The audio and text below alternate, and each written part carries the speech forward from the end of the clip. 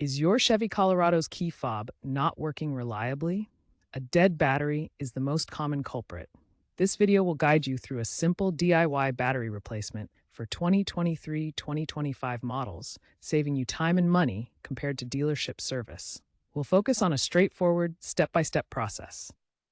The Chevy Colorado key fob for 2023-2025 model years uses a CR2032 battery.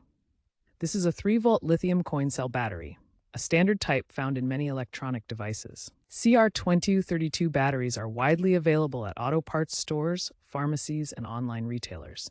You can expect to pay around $2 to $5 for each battery. To avoid any issues during replacement, always verify that you're using the correct CR2032 battery type before starting the process. You'll need minimal tools for this job. A small flathead screwdriver or plastic prying tool helps open the fob without scratches.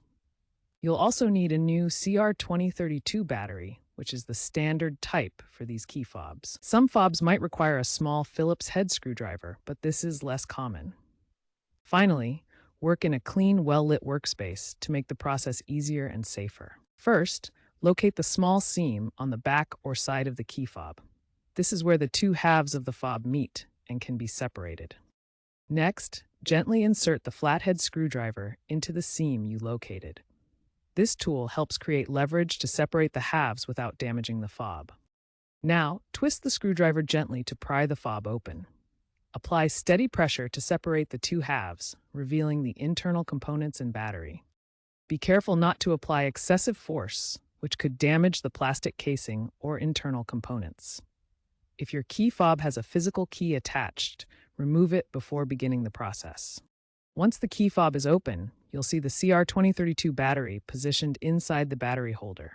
Note the battery's orientation with the positive side facing up, indicated by the plus sign. Use a screwdriver to gently pry the old battery out of the holder. Insert the new CR2032 battery in the same orientation with the positive side up. Ensure the new battery is securely seated in the holder for proper contact. Carefully snap the key fob back together, ensuring all seams are aligned and closed securely. Test the fob by pressing each button: lock, unlock, remote start, and panic. The vehicle should respond within a reasonable range of 10 to 15 feet. If the key fob doesn't work after battery replacement, start by double-checking the battery orientation. Ensure the battery is new and properly seated. If possible, check the battery voltage with a multimeter to confirm it's functional. If issues persist, the fob may need to be reprogrammed to the vehicle. Consult your owner's manual for specific reprogramming instructions. If problems continue, seek professional assistance from a dealership or qualified mechanic. To extend battery life, avoid excessive remote start use. Extreme temperatures can also impact battery performance. Consider carrying a spare battery. The future of key fobs may include smartphone integration and biometric authentication, potentially reducing reliance on replaceable batteries. Dispose of the old battery responsibly.